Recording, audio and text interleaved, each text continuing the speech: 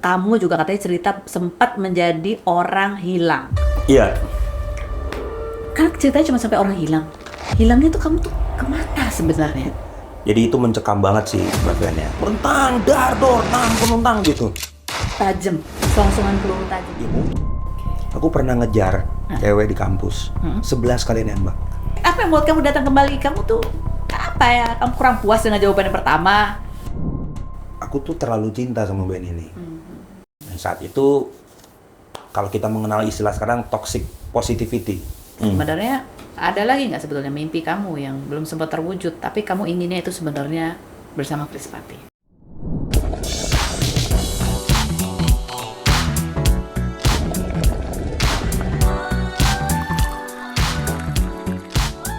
Lebih dari 20 tahun di dunia televisi, apa masih ada cerita yang belum pernah saya dengar? Oke then, let's spill the tea.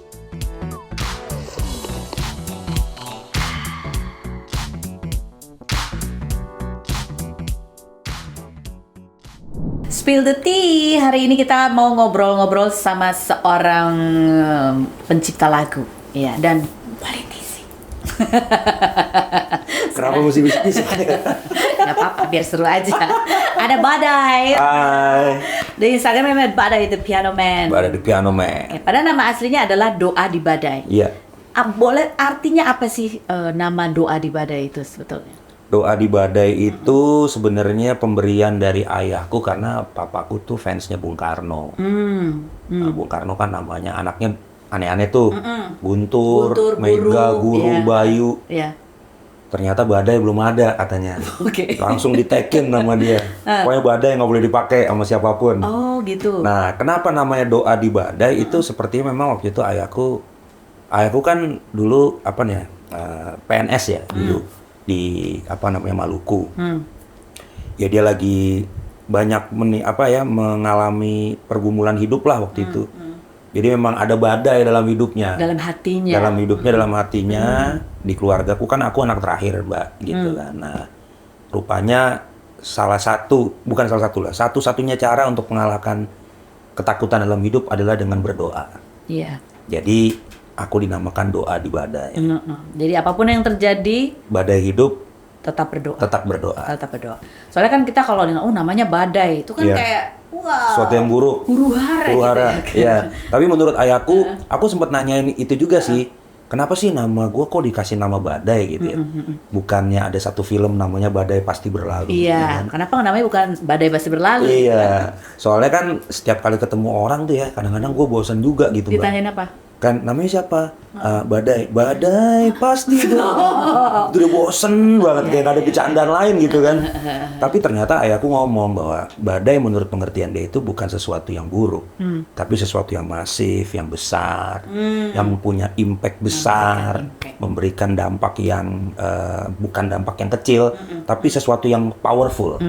Nah itu yang aku yakini. Itu yang diambil maknanya ya, yang Yoi. menjadi doa. Ya, ada dua berarti maknanya. Dalam setiap kejadian apapun selalu berdoa. Betul. Dan bahwa badai itu pun memiliki kekuatan impact yang besar Iya. di sekelilingnya. Jadi Betul. jangan cemacem gitu kan.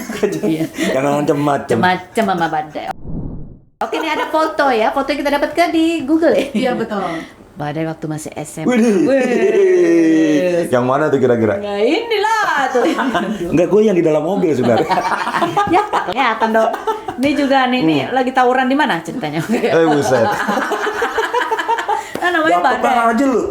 Namanya kan badai ya. Nah. Kamu anak yang suka panasan itu nggak sih dulu? Enggak sih. Ya Enggak. tapi kalau foto yang itu Yang mana? kita lagi ke Nurtanio. Oh iya. Pabrik pesawat yang dalam negeri pertama kali. Nah itu kita lagi kunjungan ke pabrik Nurtanio. Mbak di Nurtanio Bandung. Bandung ya, Iya. salah ya. Bandung. Duh, ilmu pengetahuan alamnya, ilmu pengetahuan sosialnya, gak usah. Nah, ini ada foto masa kecil. Waduh. Kan? Itu kompilasi foto Kompilasi pas foto TK, rapot tuh. SD, SMP. SMA. Kayaknya tapi muka paling rebel tuh kelihatan di SMP. Kayak kacamata gitu tadi. Oh iya, Banget ya. bener ya.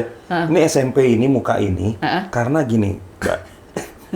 Kenapa gue kelihatannya bete banget ya kan? Kenapa? Pertama waktu zaman SMP itu kan lagi zaman kacamata aviator. Jadi Iya. kacamata yang stainless, ya gitu kan. Dan aku tuh tergila-gila sama Tommy Page gitu. Oke. Tahun banget umurnya Tommy Page ya. Ini generasi sekarang tahu kan nih Tommy Page. Nama Badai tergila-gila sama Tommy Page. Akhirnya minta lah kacamata sama bokap kan, kacamata yang model-model aviator gitu. Jason Donovan kan dulu pakai itu juga. Kartir ala-ala Iya, iya udah kata papa ya udah kita ini yuk. Kita kalau kamu dapetnya bagus ya. Datang ke optik kacamata dibelinya itu lagi. Akhirnya gue bete banget satu kelas ngatain orang tua lu pakai kacamata begitu gitu. Ternyata sekarang balik lagi kacamata model begitu coba. Apa sih modelnya? Iya kacamata kayak begini gitu. Ada frame-nya hitam. Ada frame hitam, bukan ya. stainless. Ternyata sekarang retro lagi, balik lagi ke zaman itu. Iya, ya berarti memang itulah yang abadi. Oke, coba lagu Tommy Page dong nyanyiin. Tommy Page, apa ya, A Soldier to Cry On ya. Iya, gitu. Paintings in my mind. Iya. Yes. Kita sejaman, astaga.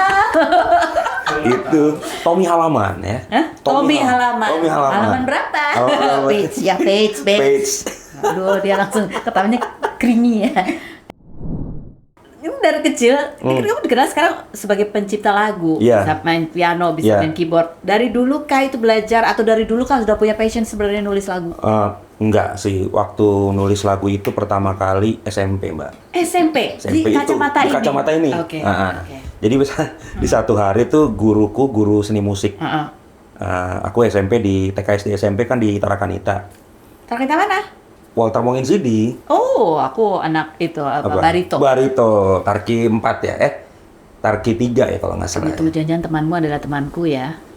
Ya nantilah kita bahas di backstage aja ya. Itu kan pasti lo angkatan berapa? SMP itu Jangan SMP lah, lulus masuk kuliahnya. masuk kuliah 96 lah. Oh, lu di bawah. Kok kamu lebih tua enggak deh? Enggak. Astaga, ditamu kok dihina-hina. Ya, di kelas Gimana? gua. Emang Mbak ini apa? Aduh. 2000 anak noceng. Ya, anak noceng. Dan aku lagi aku masuk kuliahnya 92. Oh 92. Oh iya siap. Dan ini Jangan sakit hati ya, jangan sakit hati. Enggak lah. Bercanda. Enggak, yang penting kan karismatik. Ya sih. Karismatik ya, betul. Terus. Oke, jadi tadi sampai mana? Sampai sekolahnya di Tarakanita. Oke, satu waktu guru seni musikku namanya Bu Lili. Jadi udah almarhumah, Bu Lili ini memang dia mix and match banget orangnya. Kalau dia pakai sepatu hijau, antingnya hijau. Oh. Ya kacamata hijau. Iya, aku dulu juga punya guru kayak gitu. Yoi, guru seni musik tuh. Iya, terus. Dia tuh ngajar seni musik sama ini, suling. Oh iya. Anak sekarang masih tahu nggak? Recorder, ya kan? Nah udah, satu waktu dia nggak ngajar recorder, nggak ngajar musik. Dia ngomong gini, siapa di antara kalian ini yang suka nulis puisi? Terus nggak ada yang angkat tangan kan? Atau mungkin suka iseng-iseng bikin lagu lah. Saya langsung angkat tangan. Saya Bu. Oke. Apa?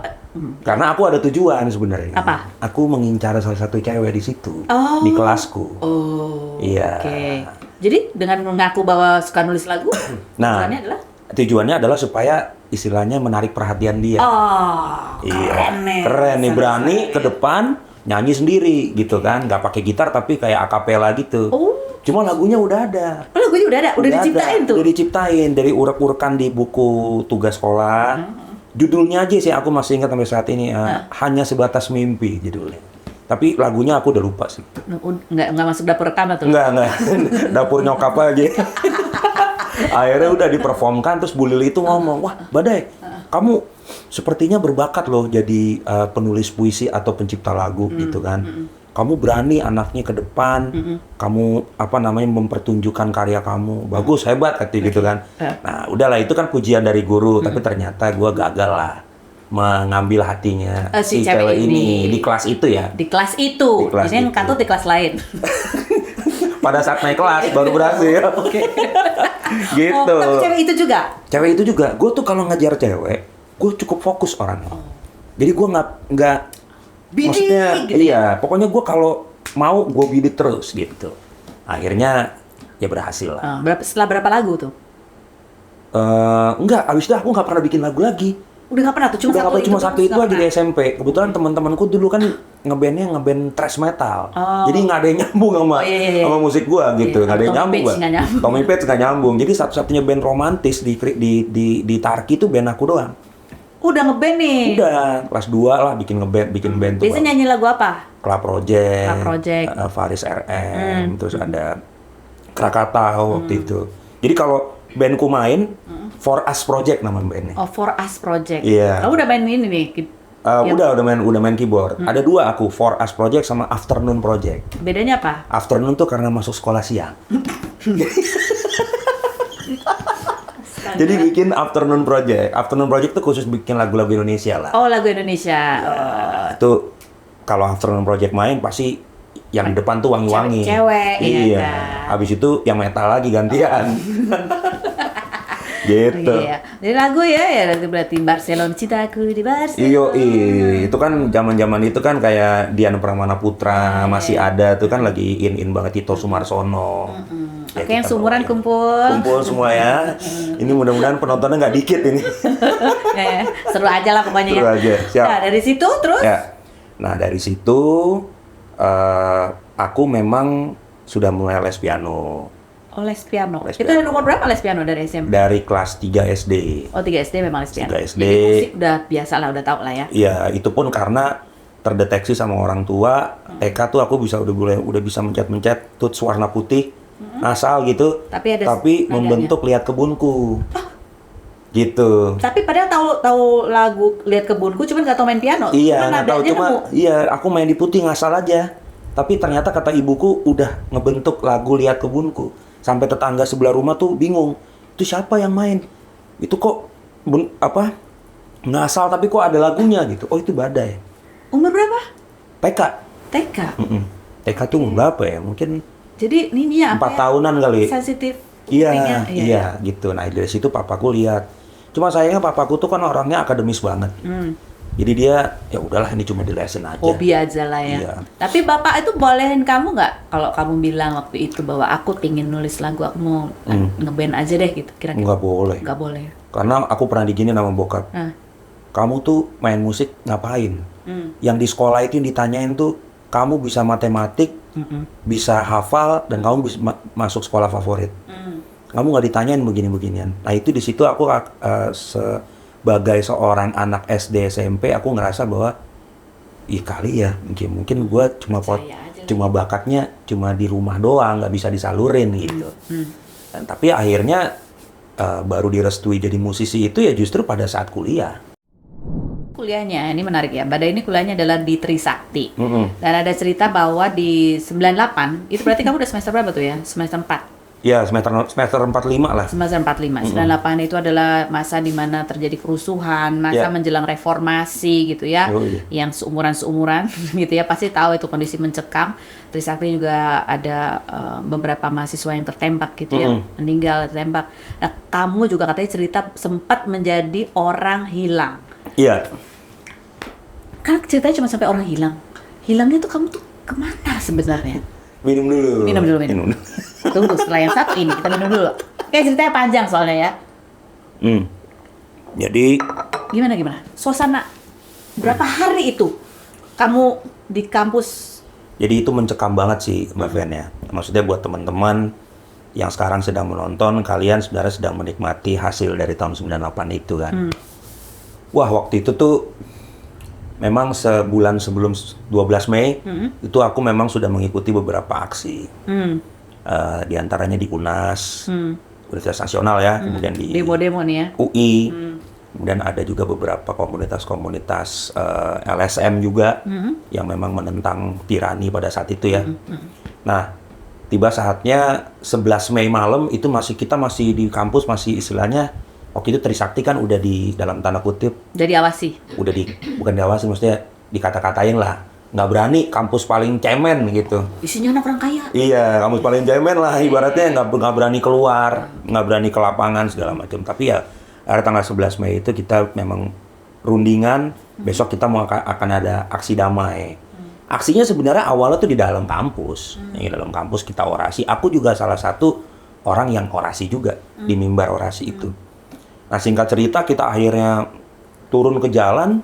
Aku kebetulan pada saat itu tugasnya adalah menjadi ketua satuan tugas keamanan Yaitu? dari Fakultas Teknologi Industri Senat FTI. Tugasku adalah untuk mengamankan barisan barikade mahasiswa. Itu tepatnya di dekat kantor Wali Kota Jakarta Barat waktu itu, di bawah jembatan penyeberangan. Di situlah TKP-nya kan. Iya. Terjadi bentrok awalnya tuh di situ. Kira-kira jam 5:30 sore waktu itu, Mbak. Jadi tugas kamu nih kan di depan nih. Di depan. Kalau ada apa? Jadi kita berbaris beberapa lapisan supaya memang kan kita kan rencananya mau long march ke DPR. Karena sudah ada isu memang kita mau ke sana untuk berkumpul di gedung parlemen. Tapi kita nggak dapat akses itu. Jadi udah diblokir. Udah diblokir di situ. Gitu kan. Nah, sebenarnya kita lagi bernego untuk boleh lewat. Untuk boleh lewat atau kita membuat aksi di situ, bukan di dalam kampus lagi. Tapi entah kenapa pada saat itu aku yakin banget pasti ada provokatornya lah ya. Aku nggak tahu itu siapa. Yang jelas pada saat itu terjadilah bentrok itu. Tapi sebelum terjadi bentrok itu, aku udah membaca situasi nih. Aku bilang nih kayaknya ujung-ujungnya bakal repot nih gitu kan. Akhirnya begitu suara udah mulai kenceng, udah dorong-dorongan segala macam, aku mundurlah ke belakang. Maksudnya untuk memberitahukan kepada teman-teman di dalam supaya membuka pintu pagar. Supaya terutama yang perempuan-perempuan ya. Masuk ke dalam kampus. Suruh masuk dulu ke kampus semuanya. Dan akhirnya benar terjadi itu sekitar 5:30 sore. Aku mundur ke belakang, buka pagar, mereka masuk semua ke dalam sana karena udah tembakan-tembakan gas air mata segala macem. Aku kasih kesempatan mereka masuk, ternyata memang lampu sudah dimatikan. Hidran juga dimatikan. Jadi nggak ada air ya? Nggak ada air. Kemudian, nggak ada lampu. Wah udah kocar kacir lah di dalam itu. Terus? Dan aku masih bertahan di luar sampai teman-temanku itu masuk. Oke. Nah, pada saat aku lagi bertahan di luar untuk memberikan kesempatan mereka masuk, ternyata leherku itu, kerah bajuku itu udah dipegang sama... Ditarik tuh sebenarnya? Udah ditarik, mau diseret. Secara manusia itu udah nggak mungkin kabur, Mbak. Itu udah kepegang dan tinggal seret doang. Tapi ya memang Tuhan masih memberikan aku kesempatan hidup ya. Akhirnya aku lepas dari genggaman itu, aku lari ke daerah Terminal Grogol. Kan itu tinggal belok tuh, dari Trisakti tinggal belok kanan kan. Nah di situ aku sempat bersembunyi di salah satu tong sampah, masuk tuh, masih muat tuh badanku. Kursi dulu ya. Masuk di situ dan aku mendengarlah beberapa perkataan-perkataan orang-orang yang di samping-samping itu gitu ya. Apa? Ya ngomong aja udah. Hari ini beginilah, pokoknya dihabisin nih semua segala macam gitu. Kita udah capek nih jagain demo mulu gitu kan. Dan itu terus terang sebagai manusia biasa aku ya jantung udah bukan di lutut lagi itu mah udah ditumit, Mbak. Ya aku tinggal pasrah aja. Maksudnya aku cuma ingat pertama ayahku udah stroke waktu itu, udah di kursi roda. Kemudian ibuku, aku tinggal bertiga doang di rumah karena kakak-kakakku semua udah pada menikah. Dan kuliahku belum beres pada saat itu. Aku cuma ingat ya udahlah kalau emang ini hari gua ya udah gua pasrah. Tapi kalau Tuhan masih gua kasih kesempatan hidup, ini pasti ada rencana yang belum selesai. Udah akhirnya nggak tahu gimana berlalulah orang-orang itu. Aku keluarlah dari tong sampah itu, aku nyebrang ke Terminal Grogol dan ditolongin lah sama salah satu pemilik angkot.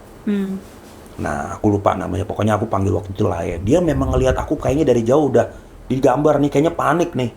Aku langsung masuk langsung ke angkot saya gitu. Udah akhirnya aku tiarap di situ sekian 3-4 jam, tidak boleh bersuara, nggak boleh bergerak, dan aku hanya dengar orang itu banyak mencari, sini ada mahasiswa nggak, sini ada mahasiswa nggak gitu.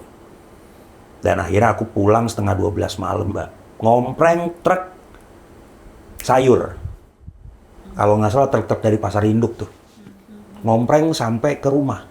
Nah, kenapa aku masuk daftar orang hilang? Karena aku tidak bisa lagi masuk ke dalam kampus. Pada saat itu Senat Mahasiswa mendata siapa aja yang siapa yang berorasi, siapa aja yang terlibat dalam kepanitiaan, sampai seputar Indonesia pada saat itu ngecek ada nggak nama-nama yang tidak balik lagi ke kampus. Aku pulang ke rumah jam 12 atau jam 1 pagi, ditelepon ke rumah, ternyata memang ada korban. Besoknya harus kembali lagi karena ada pemakaman. Nah disitulah namaku masuk di seputar Indonesia sebagai daftar orang hilang. Karena memang pada saat itu memang aku tidak bisa balik ke kampus, padahal orangnya masih ada di situ. Nah pada saat masuk daftar orang hilang itu, wah itu ibuku sampai udah nggak bisa bicara lagi. Dia udah kata papaku, almarhum papaku sih, dia udah tersungkur di bawah itu. Iya, karena di berita kan ya ada penembakan, ada mahasiswa yang tertembak, meninggal, terus anaknya masuk ke daftar orang hilang, itu kan. Itu inget banget Badai Mesin 96, ditulis itu di Seputar Indonesia, Badai Mesin 96.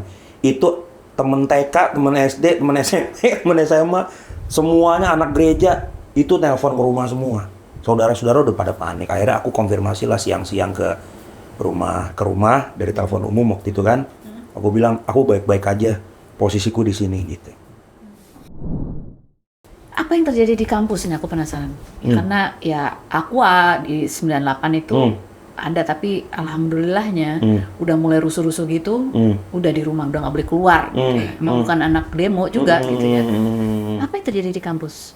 Hidran dimatiin. Hidran dimatiin. Lampu jelas tidak ada penerangan pada saat itu. Masih ada tembakan-tembakan ya, mata. Aku seumur hidup pertama kali ngerasain ada peluru, selongsongan peluru di atas kepalaku pada saat itu, Mbak.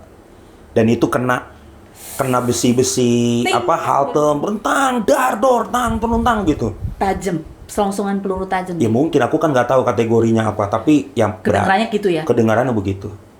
Dan aku melihat sendiri beberapa teman-temanku, terutama yang perempuan gitu ya, ada yang jatuh, tendang segala macam. Ditendang? Iya, ada yang kayak gitu, represif lah pokoknya. Jadi pada saat itu, itulah keadaan yang aku bilang mencekam sekali. Kenapa? Karena mencekam itu dalam arti di telinga seorang mahasiswa seperti aku gitu ya, mendengar suara begitu kan, kita mentalnya drop banget kan. Dan aku hanya melindungi kepalaku itu dengan tas kuliah gitu, berharap nggak ada yang nyasar. Karena teman-teman yang ditembak mati itu kan sebenarnya adalah mereka karena peluru nyasar kan gitu. Serem banget. Serem banget. Sesak napas dong itu ada gas air. Oh iya, karena kan tidak ada bantuan. Mungkin mereka punya air minum, tapi mungkin kapasitasnya terlalu sedikit ya.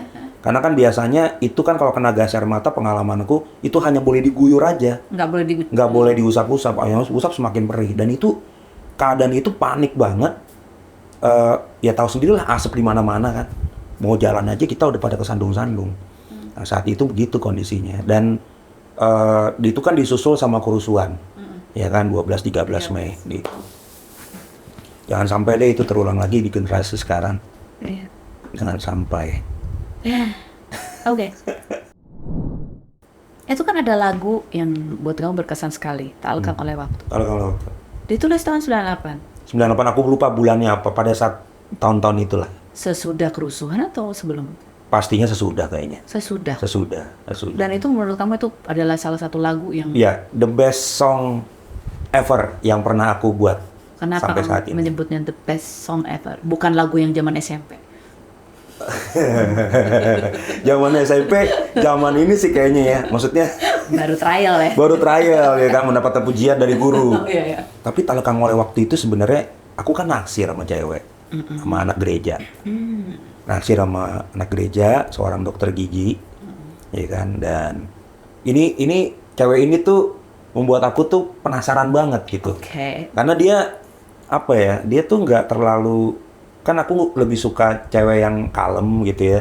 Tapi dia pintar gitu. Ya kan. Nah, akhirnya karena nggak kesampaian nih, mungkin bertepuk sebelah tangan gitu kan. Aku membuat lagu itu Tak Lekang Oleh Waktu karena menurutku cerita pada saat aku ngejar dia itu kayaknya sampai hari ini kalau aku bahas kayaknya nggak akan lekang dimakan zaman. Cara-caraku untuk ngejar dia. Apa contohnya? Contohnya, ya ini hal-hal gila lah. Contohnya, biar kita nilai apa itu. Nungguin depan lift gitu. Ih, serem.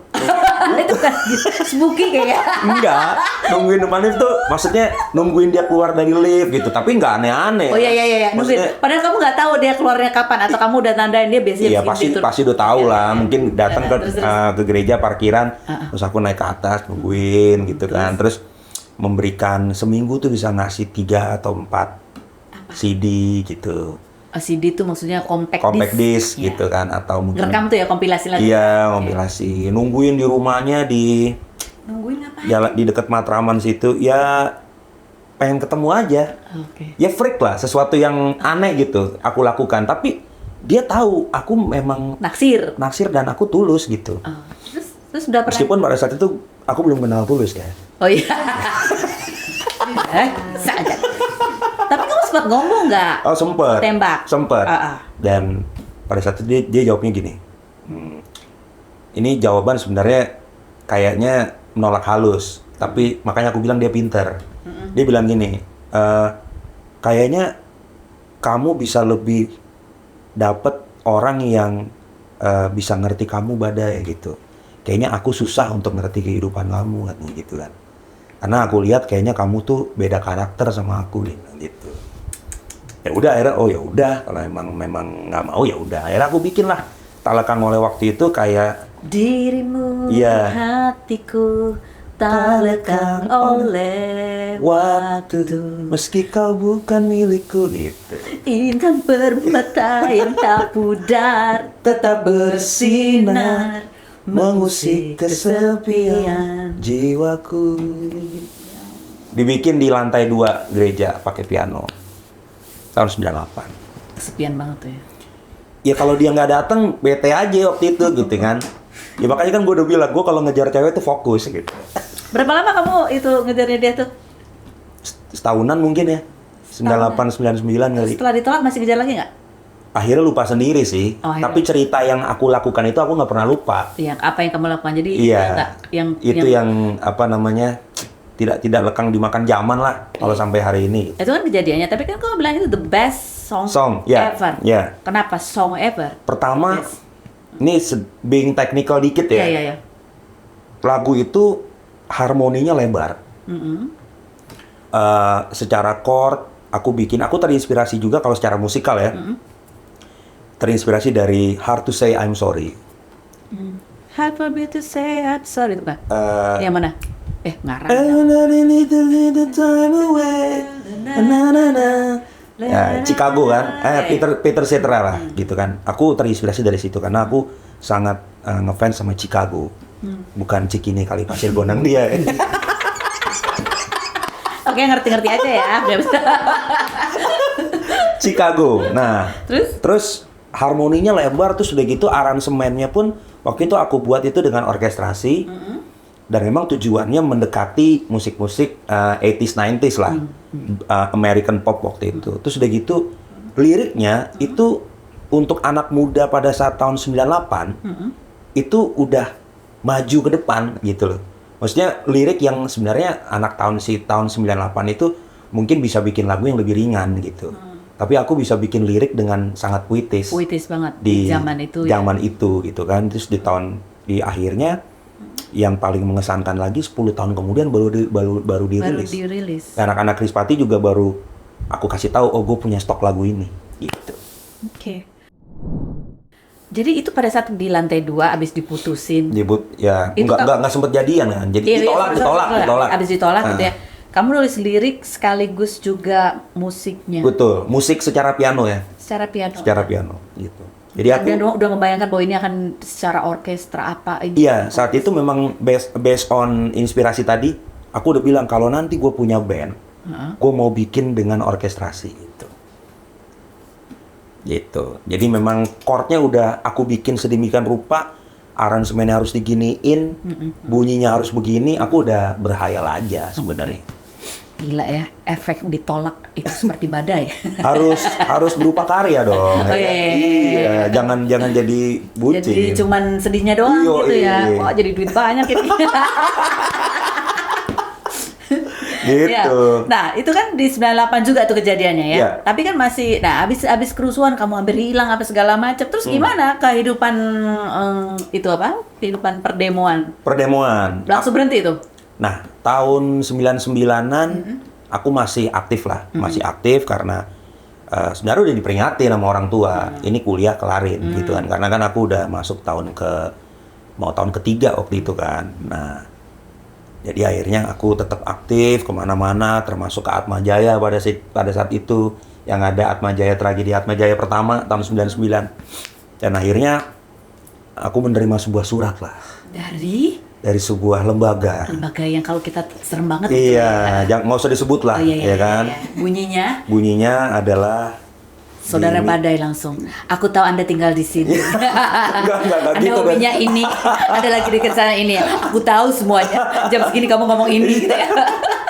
Jadi redaksinya itu adalah intinya aku diminta menghentikan lah kegiatan-kegiatan demonstrasi dan kemahasiswaan yang seperti itu. Tahun 99. 99. Padahal udah lewat 98 tuh ya? Iya, karena kan masih terus begitu kan. Dan mungkin aku udah digambar juga. Mungkin udah dipantau juga. Jadi tahun-tahun itu, Mbak. Aku itu kalau mau pergi kuliah, itu kan rumahku kan di daerah Mampang. Nah, rumahku tuh jalan buntu, Mbak. Begitu keluar, itu langsung jalan raya. Terus di sebelah kanan itu ada warung Indomie. Nah, itu aku sering makan di situ. Kalau lagi sarapan atau nongkrong sama orang anak-anak situ lah ya. Nongkrong, tiba-tiba mau berangkat kuliah nih. Berangkat kuliah, aku duduk aku masih ingat banget, aku duduk sebelah sini. Begitu ada 2 pintu kan. Yang dari pintu sana masuklah nih orang. Pakai kemeja rapi gitu. Kemeja rapi. Duduknya berseberangan sama aku kan. Sama-sama makan lah dia, sama-sama makan. Cuma kok kayaknya dia memperhatikan aku banget gitu kan. Dantar ngeliat. Di satu titik aku kan udah merasa gelisah juga nih. Kok kayaknya gue nih diperhatiin banget nih. Akhirnya dia ngomong, "Dek, kamu ini ya, anak Jakarta Barat ya?" Gitu. Jakarta Barat. Terus, saat itu aku langsung dalam hati tuh, waduh nih kayaknya Nggak benar nih kayaknya. Indomie telur nih kayaknya nih. Yang ngerti-ngerti aja. Iya. Waduh, kayaknya Indomie telur nih. Apa nggak pakai kornet doang bedanya? Terus aku bilang, "Enggak, Pak," gitu. "Enggak, saya sering lihat kamu tuh di daerah Jakarta Barat." "Oh, enggak, Pak. Saya di daerah Serengseng," aku bilang gitu kan. Udah akhirnya buru-buru bayar segala macam. Akhirnya aku merubah arah lah. Jadi ini Indomie rebus ini sebenarnya rumahku tuh cuma diagonal doang. Aku ngerubah arah ke muter-muter dulu. Ya, gitu. Terpaksa harus jalan kaki. Ngerubah arah dulu. Ya terkadang lagi makan di kampus di pinggiran terminal itu ada aja yang nanya-nanya. Itu berlangsung selama sebulan 2 bulanan lah. Gitu. Dan waktu itu aku cerita sama ibuku. Terus? Ibuku bilang, "Papamu udah sakit, udah di kursi roda. Sekarang tinggal pilih. Mami nggak bisa ngejagain kamu 24 jam. Kamu harus pilih, kamu mau kelarin kuliah atau mau begini terus." Ibuku cuma ngomong gini, "Sebenarnya yang kamu kerjakan ini apa sih ujungnya? Kamu mau jadi menteri gitu? Atau kamu mau jadi apa? Mau jadi pahlawan di tengah semua orang-orang yang gak jelas ini?" Ya aku pada saat itu ngomong sama ibuku, aku bilang, "Ya ini karena memang panggilan gua aja Mas sebagai mahasiswa. Aku tahu ada satu kepedulian nasional yang harus aku suarakan." Nah, saat itu ibuku nggak bisa terima karena prinsip dia adalah mahasiswa tugasnya belajar, bukan harus berdemonstrasi gitu. Ya, ditambah lagi keluarlah surat tersebut kan. Nah itu aku udah harus stop. Tapi di sela-sela kuliah itu juga sempat itu udah memulai ya di tahun-tahun kuliah itu setelah stop. Ini setelah stop atau pada saat itu kamu mulai merintis tuh perjalananmu di dunia musik? Oh itu, nah jadi setelah under, gitu. Setelah tahun berapa? Ayahku meninggal 25 Juni 99. Oh, di tahun kamu terima surat? Iya, di tahun itu aku terima surat itu. Aku lupa bulannya apa ya. Kayaknya sih mungkin awal-awal tahun lah ya. Ayahku meninggal 25 Juni karena sudah stroke dari tahun 97. Akhirnya aku tinggal berdua sama mamiku dan aku harus cari uang, harus cari kerja supaya aku bisa membiayai kuliah yang tersisa. Nah, singkat cerita di tahun 99 mau ke 2000 itu ya, aku lagi jalan sama temen ke daerah Salemba Tengah tuh Mbak. Terus kita lewatin percetakan negara pada saat itu, ya. Di satu lampu merah, tiba-tiba aku nengok ke kanan, ada satu rumah, nulis gitu di pagernya, membuka lowongan kerja gitu kan. Terus aku bilang sama temanku, gue turun sini aja deh, kan gitu kan. Lalu terus baliknya gimana? Gampangnya gue balik ke rumah oma gue aja. Omaku rumahnya daerah Keramat kan. Udah lu pulang duluan aja. Aku masuklah ke rumah itu. Entah kenapa aku digiring lah masuk ke rumah itu dan untuk nanya, ini sebenarnya ada pekerjaan apa di sini. Ternyata itu adalah sebuah studio rekaman. Studio rekaman. Wah, aku senang nih. Wah, ini dia dunia gua nih, dunia musik. Aku tanya, ada pekerjaan nggak Mbak di sini? Pekerjaan kayak gimana ya? Ya maksudnya pekerjaan yang berhubungan dengan musik. Oh, udah nggak ada Mas pekerjaan berhubungan musik. Semuanya udah keisi. Oh gitu, apa aja Mbak? Ya operator udah ada. Arranger udah ada. Terus administrasi juga udah ada. Oh, yang ada, yang nggak ada apa gitu kan? Office boy. Ambil tuh. Ambil lah. Hanya untuk kerja di sebuah studio rekaman. Pokoknya ada di rekaman. Studio rekaman aja, supaya aku bisa melihat artis rekaman kan. Ngeliat siapa begitu rekaman? Waktu itu ngelihat Om Panbers rekaman di situ. Terus ada beberapa penyanyi-penyanyi jadul juga sih. Tahun 80-an, 90-an rekaman di situ. Tapi itu cuma jadi OB aja tuh waktu itu di situ? OB aja. Nggak ngomong, aku juga bisa nulis lagu loh. Gitu. Nah, ini ada ceritanya Mbak. Jadi tahun 99 itu, aku masuk shift 2. Jam 6 sore sampai jam 3 pagi. Tugasku cuma 3. Bikinin kopi, beli nasi goreng, sama beliin rokok. Runner ya kan. Nah udah setelah itu, satu ketika aku masuk sore, tugasku kan bersih-bersihin dulu studio tuh ya. Bersih-bersihin, tiba-tiba ada satu keyboard yang yang gak dimatiin sama operatornya. Nyala tuh. Wah, norak kan, lihat keyboard bagus di studio kan. Nggak punya keyboard, ya udah akhirnya main-main lah. Main, tiba-tiba ada satu klien datang ke studio itu. Masuk tuh. Sorry, saya shift 2 ya? Oh iya Pak, shift 2 Pak. Tapi ini masih saya bersihin dulu. Oke. Saya tunggu di luar ya? Iya Pak, tunggu di luar lah Pak. Gitu, nanti saya kasih tahu. Dia keluar, oke. Dia keluar, tapi aku terusin main. Bukan kerja lagi. Udah ngajar juga nih OB kan. Main. Tiba-tiba dia balik badan Mbak. Dia masuk lagi. Terus? Sebentar. Kamu bisa main piano?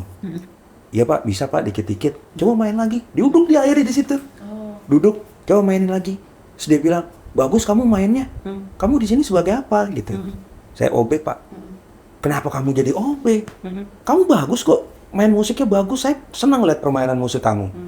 Kamu namanya siapa? Badai Pak. Bagus nama kamu. Oke, gini aja. Saya akan bicara sama owner studio ini. Mulai besok kamu nggak usah jadi OB. Kamu harus mengaransemen lagu-lagu saya. Wih, dia langsung dapat kerjaan. Gitu Mbak. Selama udah 7-8 bulan aku kerja lah. Nah, dia seorang pendeta. Yang sampai saat ini, aku pernah temuin dia, terus dia bilang, Dai, kalau nanti kamu dimanapun kamu ngomong, kamu nggak usah sebut nama saya, kamu doain aja saya sehat, gitu. Sehat. Dan ini akhirnya aku dikasih Mbak 3 album anak-anak. Lagu-lagu rohani tapi suruh ngaransemen. Ya udah, seketika akhirnya aku tidak lagi bekerja di situ sebagai OB.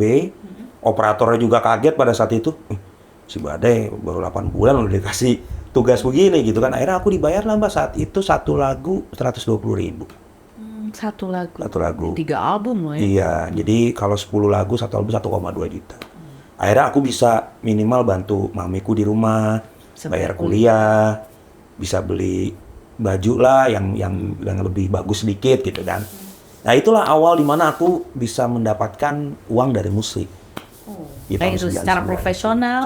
Di tahun itulah sebetulnya. Ya, sempat dicopet juga di Semen. Habis gajian. Aduh, gede banget.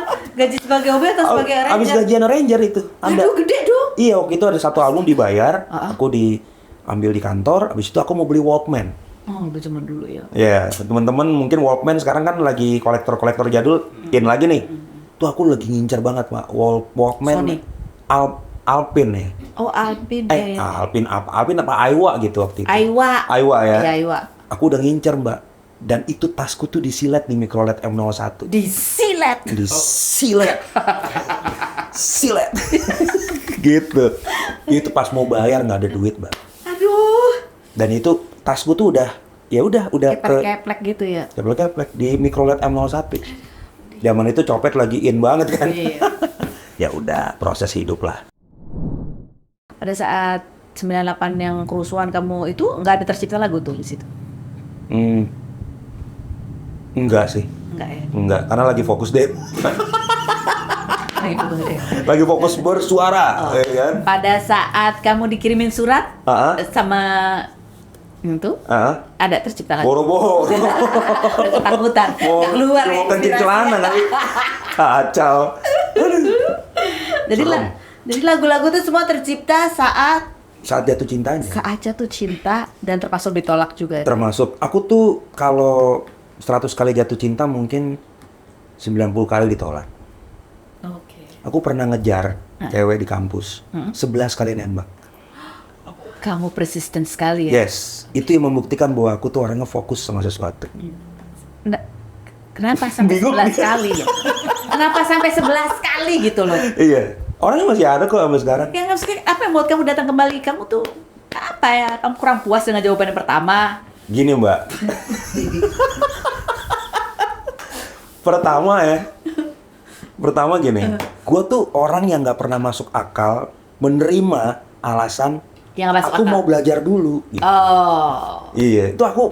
Kamu nggak tahu bahwa itu adalah penolakan halus? Iya tahu, cuma masa sih gue nggak bisa Oh, gitu. berarti gimana? Jawaban Anda kurang tepat. Kurang tepat. Coba lagi. Itu yang apa? Yang bungkus tiki ya. Aku akan datang lagi ya. Yo, Siapkan iya. jawaban. Betul, 11 kali, Mbak. Sampai cewek itu bingung. Aku kan udah jawab badai gitu kan. Aku mau sekolah dulu. Ya mungkin dia cari alasan yang lain-lain lagi selain aku mau belajar dan aku mau sekolah ya. Karena Enggak. seorang badai ini nggak pernah menyerah. Dia nggak belajar sama anak ini gereja waktu itu sih. Jawabannya bagus tuh, cuma sekali doang ya kan. Anak ekonomi itu, ekonomi Trisakti. Terus Gitu. akhirnya jawaban ke-11 apa yang membuat kamu akhirnya oke, inilah jawaban yang aku cari. Mungkin dia bilang dia mungkin udah agak kasar dikit kali. Karena udah nih orang ya udah dibilangin. Dia bilang gini, Dai, kita ini nggak jodoh gitu. Oke. Kita ini nggak jodoh, Dai gitu. Kamu udah ngomong dari A sampai Z, aku ngerti kamu orang baik, orang serius. Cuma aku nggak merasa. Dia tuh tetap Ini, baik ya, tetap baik ya. tetap baik, Nggak ya. bilang mau aku nggak suka gitu. Iya, ya. dia bilang aku nggak jodoh gitu. Aku nggak jodoh sama kamu gitu. Oke. Ya udah, akhirnya aku tinggal lah. 11 kali nembak itu ya udah forget it. Pada saat aku mau merit, aku ketemu di Kelapa Gading. Oke, terus pada saat ketemu di Nggak sengaja, Mbak. Lagi belanja di supermarket, ketemu sama dia. Terus Badai ya gitu. Terus aku bilang, iya. Masih inget nggak aku gitu kan? Dalam hati gue kayaknya yang 11 kali gue tembak nih kayaknya ini. Udah mirip-mirip ya. Terus aku nyebut nama dia lah gitu kan. Ini ya gitu. Iya.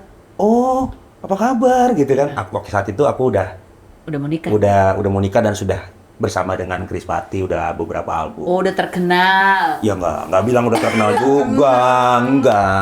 Ya pokoknya udah begitulah. Ya, terus.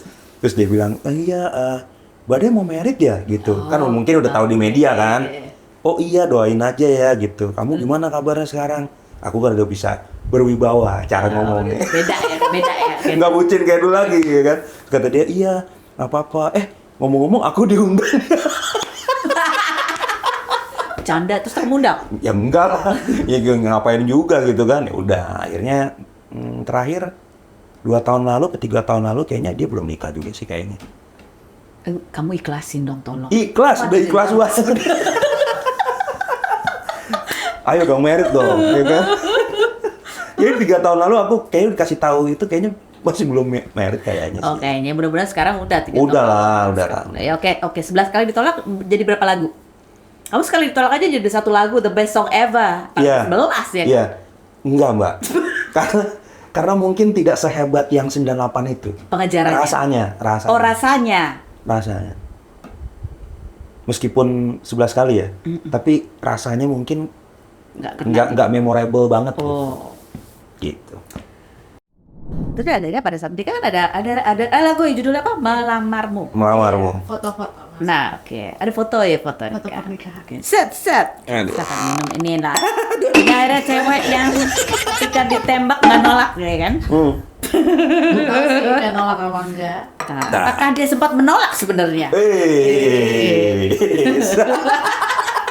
Siapa tuh? Itu aku ketemu dia di pesawat. Eci ini seorang pramugari. Oke. Oh. Ya. Masuk golongan yang sama pramugari. Loh, kok Iya. enggak? Kita memang penguasa maskapai. Kan sering terbang ya. Yoi. Sering show di sini. Oke. Jadi ingat banget tuh dulu tuh kan kalau anak-anak band naik pesawat tuh, kan lagi safety demo tuh kan, lagi ikat pinggang terus apa masker. Kalau bahasa Inggris kita jawab yes. Oke. Kalau bahasa Indonesia, oh gitu. Satu pesawat tuh. Kakuan mereka. Terus. Singkat cerita, aku lagi habis tur Jawa Bali sama Krispati waktu itu kan. Naik pesawat Wings MD-82 waktu itu. Pesawat yang kecil yang kayak pensil tuh. Nah, dia duduk di sebelah aku persis di jam seat pramugari. Terus aku tanya, karena aku kan parno Mbak naik pesawat. Paranoid banget. Terus? Paranoid itu bukan takut ketinggian tapi Take off dan landing. take off dan landing dan cuaca buruk. Oh iya. Jadi aku harus ada orang yang diajak ngobrol. Aduh, bisa. Alah, bisa. Beneran. Tapi kalau itu fakta tuh, samping ngumpet gue di parkiran nggak mau terbang karena hujan kan. Akhirnya kru aku sebelah tidur, cuma sisa dia yang diajak ngobrol. Ya udah, aku tanya, pesawatnya dari mana aja nih? Oh dari sini Pak, gini. Oh ya udah. Okay. Terus sudah take off, dia ke belakang dong, nyap-nyapin, terus tiba-tiba kan di belakang. Aku kan gimana ya, nggak punya name card, ya kan, nggak punya kartu nama, yang ada kartu nama manajer. Daripada manajer gue yang dapet, ya kan, gue hitemin aja namanya, gitu pakai spidol, tulis nama aku Badai. Aku samperin dia, aku kasih. Kalau ada waktu kita ngopi-ngopi ya, gitu. Akhirnya aku kasih lah di situ. Oke. Dan pada saat itu sebenarnya aku sedang dalam hubungan juga, tapi genting. Super genting. Super genting dan tidak ada kepastian. Oh. Iya, tidak ada kepastian. Ya, itu next step cerita lama lah. Oh, nah ini sama pramugari ini sama Eca. Eci. Sempat ditolak nggak? Apa langsung diterima gitu? Yang kali ini ya. Tapi dengan proses ya. Dengan proses panjang karena aku beda agama. Terjadilah lagu. Terjadi lagu banyak tuh di album kedua. Sama Eci ini? Sama Eci, album ketiga ada juga beberapa lagu. Jadi yang paling banyak di antara cewek-cewek kamu tuh lagu buat pada saat sama siapa? Album pertama sama mantan. Itu banyak juga tuh? Lumayan banyak. Okay. Album pertama, Kejujuran itu bukan. Lagu Rindu tuh tentang mantanku dulu, gitu. Terus kalau yang album kedua udah mulai ada lagu judulnya Untuk Pertama Kali, itu single keempat album kedua. Terus nanti ada di album ketiga ada lagi segala macam gitu. Ini ada lagu satu lagi yang mau aku tanya, ini ada lagu yang amat sangat terkenal sebagai lagu cewek-cewek bucin abis gitu ya. Kamu berbohong, aku pun begitu kan. Lagu yang gitu ya. Tapi Mbak Feni tahu nggak sih lagu ini? Tahu ya? Lagu Mita Lestari kan? Mita Lestari. Misalnya nyanyi dia kan gitu ya kan. Ciptaan Badai. Nah itu kan pernah kita tanya-tanya, Mita ini sebenarnya lagu terinspirasi dari kisah cinta kamu. Iya. Itu kan seperti itu. Jadi kan dulu ada sosial media namanya Pet. Iya Pet, iya. Mbak Feni pakai Pet. Pakai. Okay. Kita belum berteman. Belum berteman. Nah waktu itu di Pet itu dia tuh suka curhat-curhat colongan. Oke. Ini kenapa sih si Mita nih curhat mulu tentang ya gitulah mantannya lah apa segala macam. Tiba-tiba di satu studio di daerah Tebet, aku ketemu mamanya. Mamanya ngomong, Mas Badai, boleh dong kalau ada lagu bagus buat Mita. Oke Tan, aku juga temenan sih di Pet. Aku lihat dia suka curhat-curhat tuh gitu kan. Coba deh ntar aku bikinin. Oke. Udah, habis dari situ ketemu. Nggak lama kemudian, entah itu mungkin sebulan 2 bulan lagi, aku ke ambasador. Benerin handphone, servis handphone. Lagi servis handphone, tiba-tiba di otakku itu datang inspirasi. Cewek udah di 20 kali diselingkuhin, tetap nggak bisa mutusin cowoknya. Begitu ditanya kenapa, nggak tahu ya, gue kayaknya memang cuma punya hati aja gitu. Dia nggak punya paru-paru, dia nggak punya ginjal, punyanya hati doang. Astaga. Nah akhirnya udah habis dari situ, seru juga ya kalau diangkat cerita ini. Oke. Udah sampai situ doang. Nggak dapet lagunya tuh kayak apa, nggak dapet. Pulang ke rumah, di rumah itu kan ada 3 anabul. Ya, aku tugasnya tuh adalah bersihin kotorannya. Nyerok-nyerokin, tiba-tiba dapet. Kamu berbohong, aku pun percaya. Kamu lukaiku tak peduli. Itu kan seperti lawan kata ya Mbak. Lo bohong gue percaya, lo sakitin gue nggak peduli. Coba kau pikir di mana ada cinta seperti ini. Bersihin. Bergumam, liriknya keluar dari mulut. Itulah kisah di balik keluarnya lirik sambil bersihin. Iya. Itu. Ya itulah, orang percaya nggak percaya, itulah terjadi gitu. Ya songwriter live begitu memang gitu kan. Keren ya. Iya, segitu epicnya caranya. Akhirnya dari situ aku langsung ambil handphone, aku langsung yang habis di servis itu, aku langsung rekam pakai voice note. Habis itu baru bikin verse-nya. Verse 1, verse 2 sampai akhirnya masuk ref. Jadilah itu lagu untuk aku ke Mita. Pada saat itu labelnya nggak mau mengeluarkan itu. Karena lagunya dibilang berat. Berat. Menurut label, nggak jualan katanya. Tapi aku bilang waktu itu sama Sony Music, aku bilang, kalau ini nggak dikeluarin, Mita nggak akan dapat single bagus lagi. Dikeluarin ternyata jadi, bang. Itu jadi banget. Jadi. Itu udah gitu di kuping tuh kayaknya apa sih? Gampang banget gitu nyantolnya. Iya, kan? betul. Di mana ada cinta seperti ini. Tapi itu berarti memang udah jalannya ya? Memang udah jalan. Jadi lagu itu menemukan jodohnya sendiri. Ya, pada saat kamu benerin handphone, itu belum keluar. Setelah handphone selesai, baru itu keluar ya kan? Iya. Cuma kalau itu keluar pada saat kamu di toko handphone kan bingung. Aduh, nulis di mana gitu. Iya memang. Jadi itu mungkin dari cara Tuhan kali ya. Iya. Cara Tuhan untuk menempatkan ide itu pada tempatnya gitu. Jodoh-jodohan. Jodoh-jodohan seperti lagu apa namanya? Aku Harus Jujur. Yang kembali viral tahun lalu. Tentang penyimpangan seksual. Ya kan, ada satu orang yang terlibat lah di dalam pernikahanku. Akhirnya dia cerita bahwa dia menyimpan perasaannya selama 9 tahun gitu kan, dan akhirnya aku bikin lagu itu mewakili cerita dia ya. Nah ternyata orang baru tahu bahwa yang diucapkan sama Semi dulu waktu nyanyi itu adalah kaum, bukan kau. Tak ada satupun yang mungkin bisa terima kaum seperti aku. Orang bilangnya kau, ternyata tuh kaum. Semi tahu? Ya tahu lah orang dia nyanyi.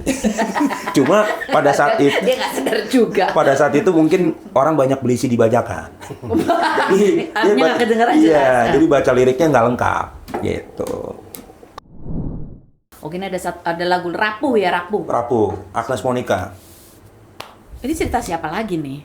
Rapuh itu sebenarnya bukan cerita cinta, Mbak. Cerita itu cerita tentang kakakku yang mau menjalani operasi. Oh. Iya, dan aku tidak bisa menemani. Kakakku sekarang sudah almarhumah 2018. Aku nggak bisa nemenin dia operasi besar waktu itu karena aku tur. Dan aku bondingnya kuat banget sama kakakku yang nomor 2 ini. Jadi pada saat itu aku serapuh-rapuhnya. Makanya di refnya itu kan ditulis bunyinya, sebab ku sayang dia, sebab ku kasihi dia, sebab ku tak rela tak selalu bersama. Karena kakakku itu yang selalu jadi tempat curahan hatiku tuh. Ya sekarang dia udah dipanggil Tuhan dan udah tenang gitu kan. Dan Agnes cukup mengeksekusi lagu ini luar biasa. One take. One take. Okay. Dan memang Agnes nih memang penyanyi ini ya, maksudnya ya diva ya. Yeah. Aku bersyukur banget dapat kesempatan membuatkan lagu untuk Agnes. Kalau kamu bisa mendefinisikan keberadaan kamu nih sebenarnya di Krispati, kamu tuh ngapain sih sebenarnya? Apakah hanya sekedar penciptaan lagu? Atau apa sebenarnya kamu lakukan atau mimpi kamu sebetulnya di Krispati pada saat itu? Waduh, aku nggak bisa menilai diriku sendiri, Mbak. Ya udah kan kamu cerita aja lah. Sebenarnya kamu tuh punya mimpi apa gitu bersama Krispati ya? Ya aku tuh sebenarnya pada saat itu aku tuh terlalu cinta sama band ini. Kalau mesti dibilang ya cinta banget sama band ini, karena band inilah yang aku memang cita-citakan dari yang tadi aku ceritakan pada saat aku SMP. Bahkan ketika aku mundur dari satu perusahaan besar, ketika aku udah kerja dengan gaji lumayan pada saat itu 3,1 juta tahun 2000 ke 2001. Itu bosku tuh ketawain aku, lu ngapain lu masuk perusahaan ini udah susah gitu kan, lu mau ngapain mundur? Saya mau ngeband, Pak. Satu waktu Bapak akan lihat band saya di TV. Diketawain lah. Ya udah selalu dah gitu kan, udah lu urus aja pesangonnya gitu. Akhirnya berhasil lah punya band. Dan lagunya bisa diterima sama semua lapisan masyarakat. Kalau dibilang sangat mencintai, energiku terkuras habis di situ. Energi, waktu, perhatian, bahkan ketika band itu ada di dalam lumpur saat ada pergantian sosok, ya akulah yang menghadapi bemper itu gitu lah istilahnya, benturan dengan media, benturan dengan fans, bahkan aku sempat kejar sama orang-orang gak jelas juga karena fanatisme yang terlalu berlebihan gitu kan pada saat itu. Ya every time lah aku menghadapi segala sesuatu. Tapi emang umurku nggak panjang di band ini, cuma 13 tahun. Tapi selama 13 tahun itu aku merasa aku sudah melakukan apa yang harus aku lakukan. Yang pertama, menciptakan lagu yang terbaik yang bisa aku berikan kepada mereka. Sampai saat ini mereka masih menggunakan lagu-lagu itu untuk manggung. Yaitu aku, istilahnya Tuhan memberikan aku talenta dan kelebihan lah untuk bisa menciptakan lagu-lagu itu. Yang kedua, mimpiku di dunia musik seperempat terwujud lah. Karena punya band besar kan. Nah yang ketiga, ternyata memang setelah aku keluar dari Krispati, ternyata Tuhan banyak memberikan aku, membuka jalan yang gak pernah aku sangka-sangka. Dan sampai hari ini aku hidup-hidup aja. Berkarya terus, kreatif terus, bahkan dipercaya dengan hal-hal besar. Dan kalau Mbak Feni tanya memposisikan diri di situ, ya Krispati itu sebenarnya nyawaku, itu jantungku sebenarnya ada di situ. Tapi ketika Tuhan berkehendak lain, mungkin jantungnya harus dilepas dulu. Dan diminta hidup di tempat lain dulu. Aku nggak tahu nanti 10-20 tahun lagi kalau aku dikasih umur panjang, apakah aku akan be back ke sana, nggak ngerti. Kamu bilang ini adalah seperempat dari mimpimu sudah terwujud bersama Krispati. Sebenarnya ada lagi nggak sebetulnya mimpi kamu yang belum sempat terwujud, tapi kamu inginnya itu sebenarnya bersama Krispati, mimpi itu? Dari terakhir aku mengundurkan diri, aku sebenarnya pengen membuat Krispati ini menjadi sebuah korporasi besar. Jadi kita udah bukan band lagi, tapi kita sebuah perusahaan besar. Perusahaan besar, sebuah brand lah. Jadi dengan kapabilitas kita sebagai band yang hitsnya banyak, kemudian orang melihat masing-masing personil sudah punya kredibilitas musikalitas yang bagus. Dengan demikian kita bisa menjual brand ini dengan, ya udah kalau contohnya misalnya kalau kita nggak manggung, kita hidup dari brand ini. Krispati itu bisa dijadikan brand merchandise mungkin, atau mungkin dengan produk-produk iklan dan segala macamnya. Lagu-lagunya bisa dieksploitasi bukan hanya lewat panggung saja. Bisa untuk film. Bisa untuk film, bisa untuk novel, bisa untuk karya tulis mungkin. Karena aku banyak diwawancarai juga oleh mahasiswa-mahasiswa untuk skripsi mereka dari lagu-lagu itu sampai hari ini. Ya aku pikir band ini sebenarnya tambang emas itu, tambang emas untuk bisa kalau diurus dengan baik ke depannya. Tapi ternyata mungkin aku terlalu cepat untuk berpikir itu. Dan teman-temanku mungkin belum bisa ngikutin. Dan saat itu kalau kita mengenal istilah sekarang toxic positivity, ya kan? Aku merasa di situ aku menjadi toxic, tapi toxic yang positif. Terlalu aku ingin gitu. Iya, dan akhirnya aku bicara sama diriku sendiri. Mungkin Tuhan bilang, ya udah kalau kamu punya mimpi-mimpi itu, kamu masih punya saluran lain kok. Untuk bisa dibawa ke situ, dibawa ke tempat yang lain. Mungkin wadahnya bukan di situ. Wadahnya bukan di situ, Mbak.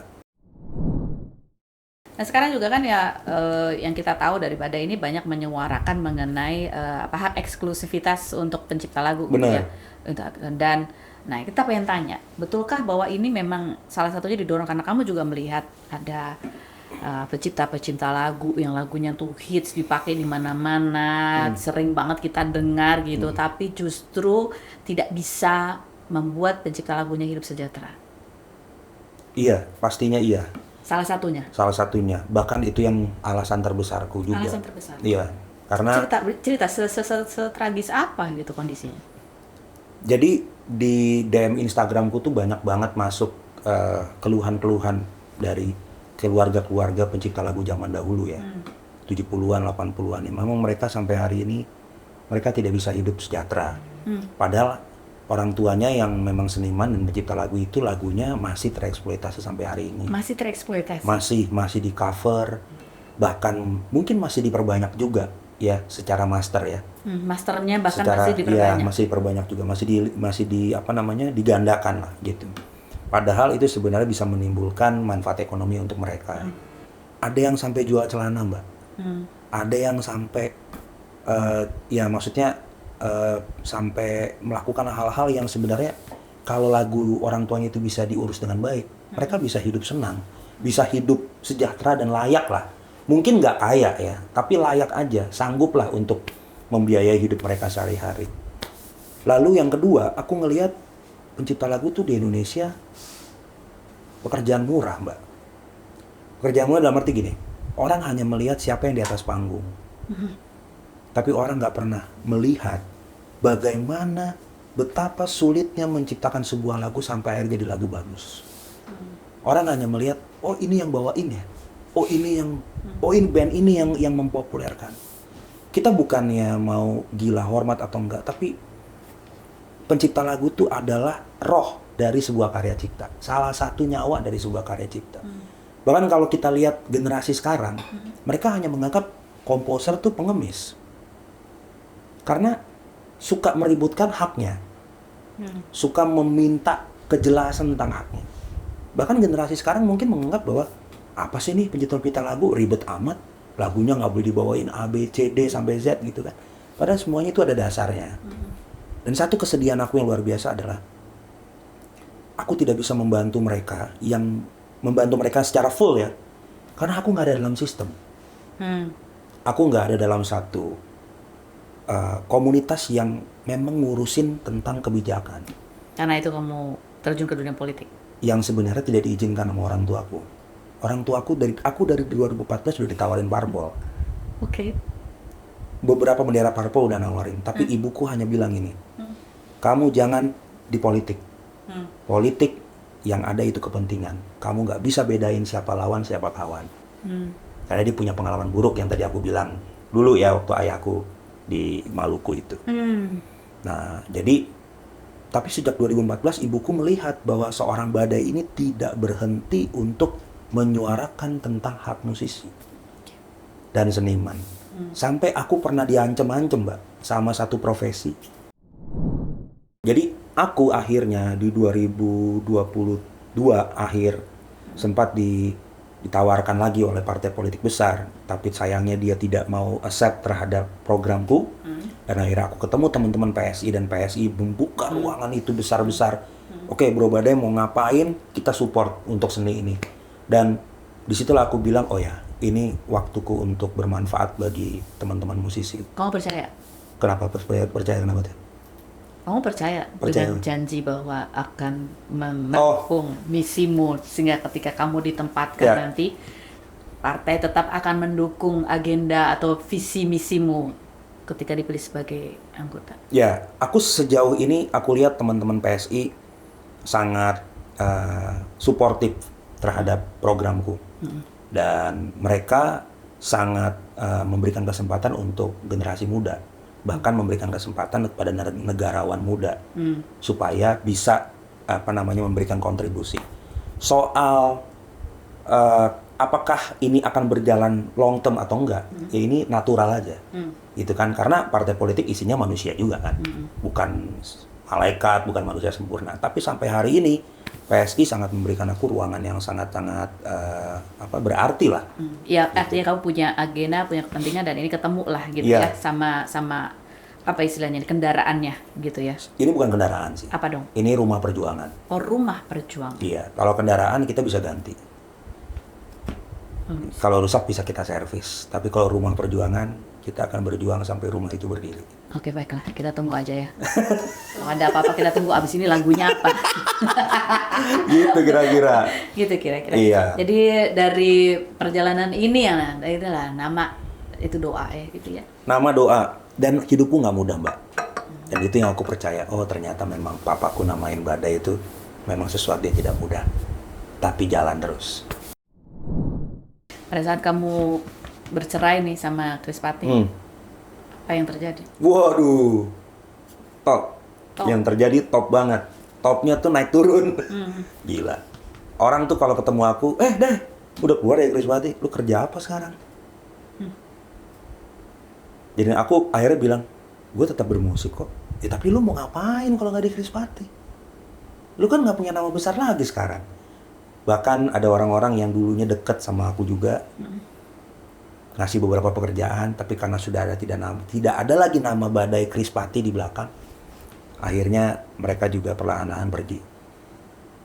Mbak, 2016 itu salah satu titik terendahku juga, setelah beberapa titik terendah sebelumnya.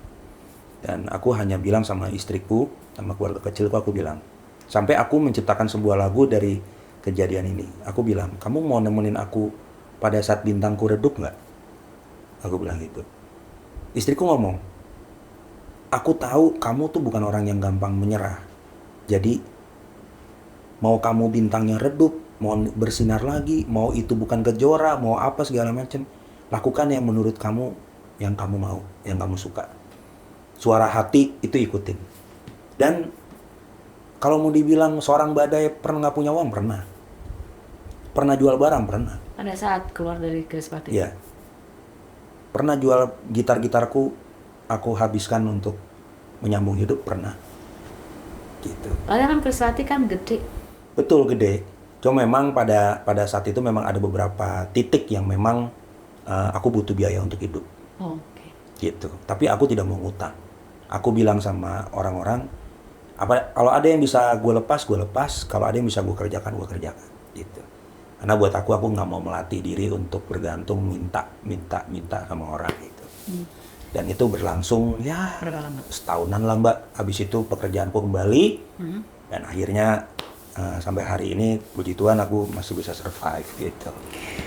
Kamu yang menciptakan lagu dan menjadi bagian yang penting dalam band Krispati. Kalau enggak kan nyanyi apa gitu ya kan. Hits-hitsnya kan banyak. Iya. Terus ketika kamu keluar orang tanya, "Jadi apa?" Mau jadi apa? Mau jadi apa? Iya. Ya jadi gitu. Ya itu lagunya masih kemana-mana. Ya gitulah. Itu kan mungkin karena orang nggak paham. Iya sih. Itu yang aku tadi bilang, Mbak. Iya benar-benar orang. Iya kan? paham ya. Orang hanya melihat sosok. Iya. Tapi orang tidak berpikir bagaimana ini bisa terjadi. Jadi seakan-akan aku bukan membandingkan gimana-gimana. Kalau kita lihat mikrofon ini, oh mikrofon ini bagus ya, cek, oh bagus suaranya, keren nih. Tapi kita nggak pernah tahu siapa yang merangkai ini, di dalamnya dibuatnya dengan cara apa, yang begadang siapa. Dia tahu dia bikin konsep ini, Tidak. dia bikin. Kenapa dia punya ulir begini? Iya. Ilmunya. Begitu dia keluar dari brand ini ditanya orang, mau jadi apa? Mau bikin apa? Gitu ya kan? Gitulah. Oh iya. Gitulah. Ya, oke. That's life. Tapi aku sampai hari ini bisa duduk sama Mbak Feni, idola saya. Dari Asik. zaman saya kelas Aduh, 1 dari SD. zaman saya kelas 1 SD.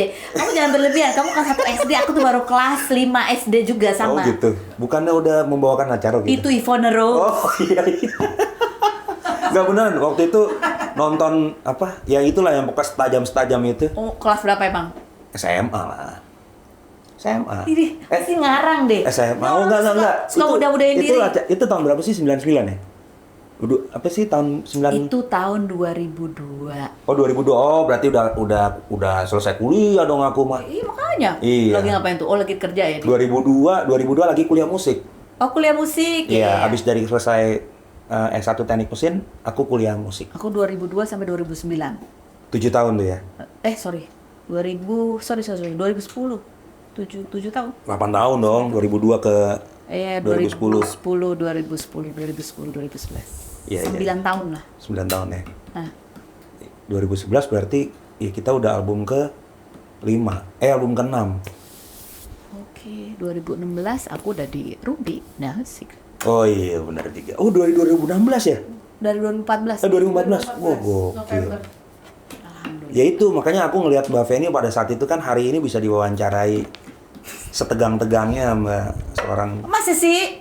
Iyalah maksudnya kan hanya ada 2 presenter yang membuatku tegang kalau diwawancarai. Satu lagi belum tercapai. Siapa? Pasti NS. Iya. Nah, juga sih Kalau itu dalam kapasitas dia sebagai politisi kayaknya. Iya. Tapi enggak, ini benar. Maksudnya aku kan tadi ngomong ini bukan peres ya.